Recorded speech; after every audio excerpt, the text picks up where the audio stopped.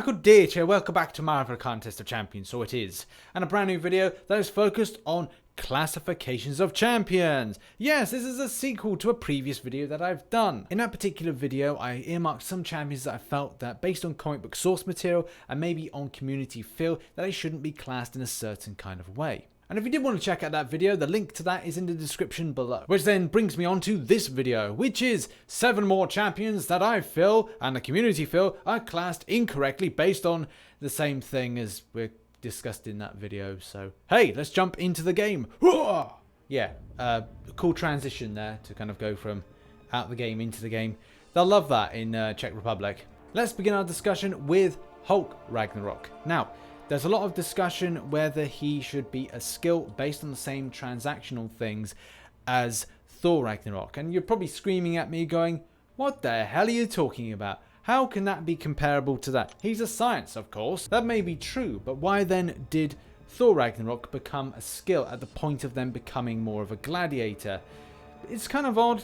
I feel that he should still remain a cosmic, but then that's like saying, well, should Hulk Ragnarok therefore become a skill based on that transactional thing of fighting in a gladiatorial format? Either way, I feel that's going to be very difficult to push as a theory to the community who would largely see him as being a science-based champion.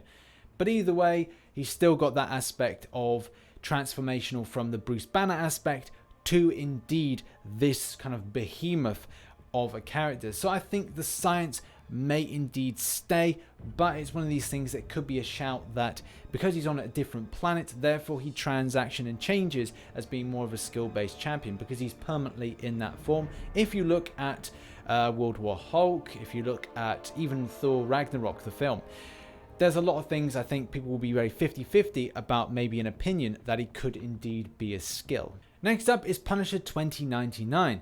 This is one of those ones where you kind of go, not really sure about this one, and that is largely based on the tech within skill argument. If you're not familiar with that argument, it largely revolves around tech that enhances certain champions, like we're talking about Falcon and to a degree Crossbones. 2 skill champions, and I'm sure there's going to be lots more, that have technical improvements which then allow them to then break into this either tech market or then stay in this skill. And this is the one that we're focusing on today, and it's Punisher 2099. You'd say that a lot of the elements of, say, things like nanotech or kind of technology do enhance Punisher 2099, but it may be one of these focus points of going, right, well, where maybe he should have been best suited as a skill. Same with his counterparts, the standard Punisher, where indeed he is a skill-based champion. Punisher 2099's ability to regenerate may be something that, based on the suit interacting with the particular person, as well as the signature ability, could push this champion into being that solid tech. Either way, I feel this could be a champion that has a shout to definitely be a skill, but I'm not sure if Kabam would have then gone, right, we needed to enhance the tech baseline, so let's put something in tech, because skill at the time may be a bit too chock-a-block with regards to champions. Next up is Hela.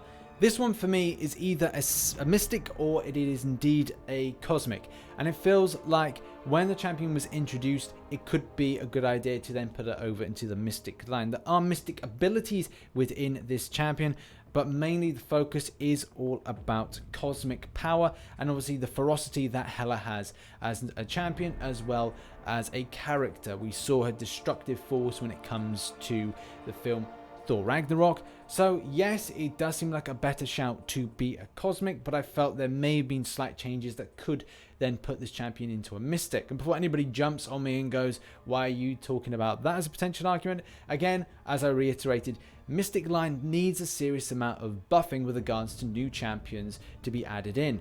With next month looking like we're going to get 2 science-based champions, or maybe 1 science and 1 tech potentially, it's hard to say. It does mean that the Mystic line, as I said, is not getting that little bufferoonie that we all need with regards to new characters. And one final thing to just really mention with Hela, she did use some aspect of mystical powers, whether or not it's through using devices.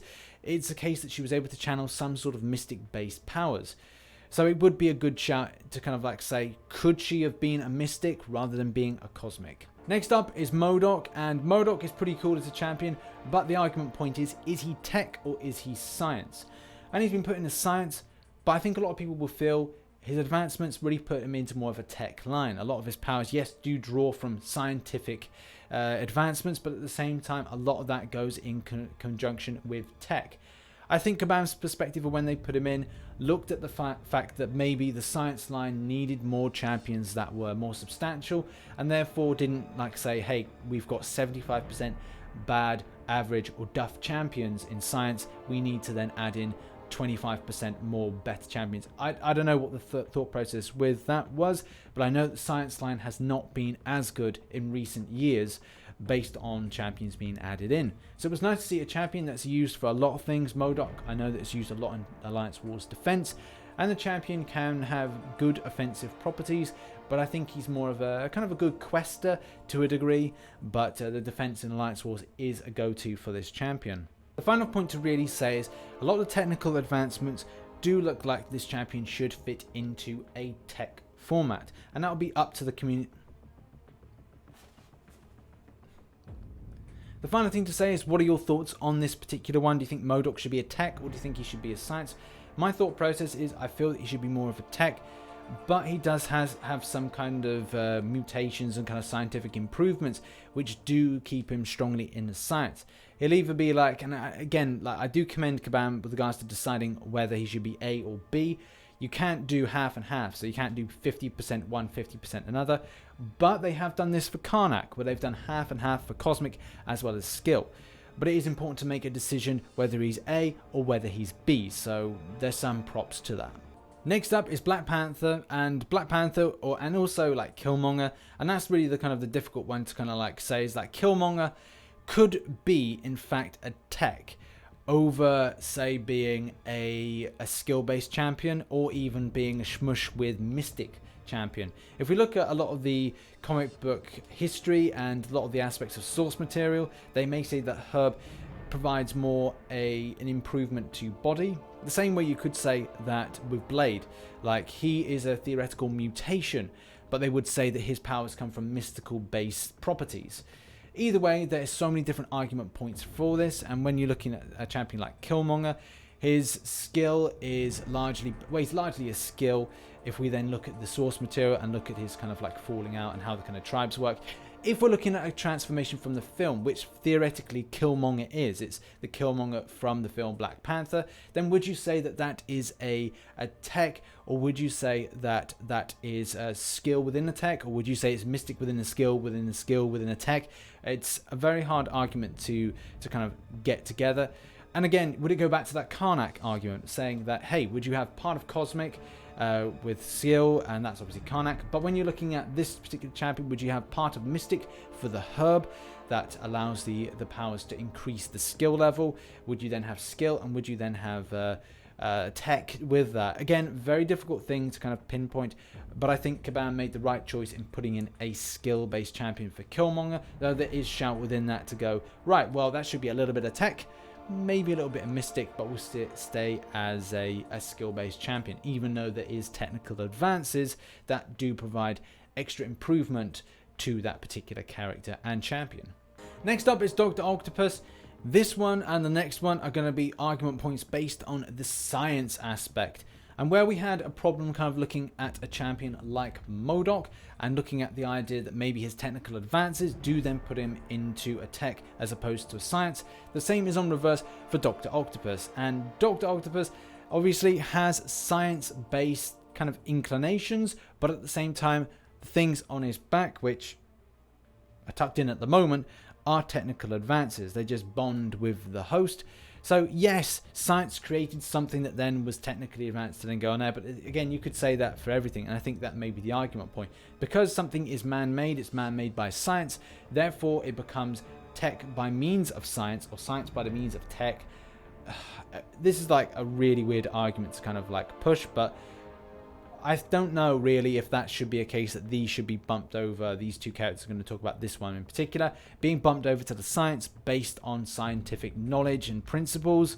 The same way that obviously MODOK is all science, but he's part tech with regards to his like chair and creation. Your thoughts on this one, which is incredibly important, put them in the comment section below. Do you think Dr. Octopus should be a science or should he be a tech? Similar to obviously Spider-Man's. A lot of the Spider-Men are indeed, or Spider-Women are indeed science. So it's kind of weird to kind of pinpoint what they should be. And finally, following on from our previous one, Green Goblin. Same principle really applies here. The science argument meets the tech argument, and how indeed science has played its part in changing Green Goblin to be the type of character he is. Is it based on technical advancement and improvement? It did when we had the film, it wasn't Homecoming, it was the second Andrew Garfield Spider-Man.